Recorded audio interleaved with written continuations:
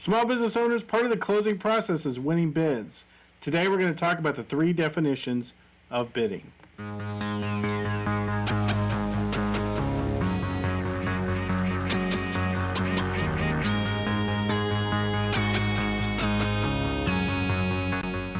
Good afternoon. This is episode number 456 on this Tuesday, August the 9th, 2022.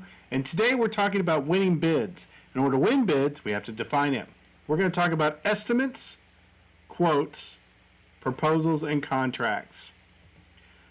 Nothing happens until you sell something, and part of the sales process is winning bids. But what are bids? What are the different types of bids, and how do we win them? Well, that's what we're going to discuss this week, but first we have to define it.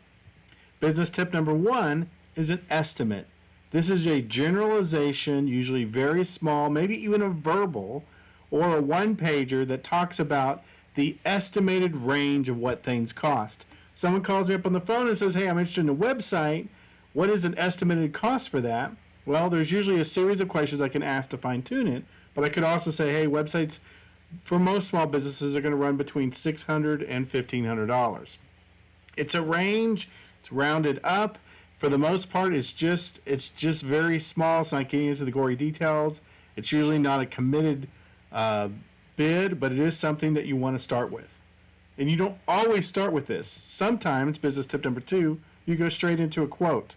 Now, in my definition, quotes are the first written information that you give that may outline some of the things based on a query or finding information or proposal type of environment. It may have a price, but it may not go into each and every details. Usually quotes are not something that you would sign, but they would also be a secondary step, or the first real step you get into as part of your bidding process. You know, if somebody wants a website from me, I will usually generate a one-page quote over to them fairly quickly, usually within the same day of talking to them. Business tip number 3 is a proposal or a contract. Now, even though I'm defining them this way, sometimes all 3 of these, whether it be estimate, quotes, or proposals, can be the same thing in your business, but I just want to define a little bit of terms. This usually spells out the very details of what you're going to do. For many of us, this would be a document that they would sign. We usually take some form of payment with a proposal or contract, but it's very, very formal. It usually has all the disclaimers, it tells all the details of what you're going to do, the time frame involved, etc., etc. So, again, we've been talked about estimates, quote, and proposals. We're going to talk very specific on how to win these.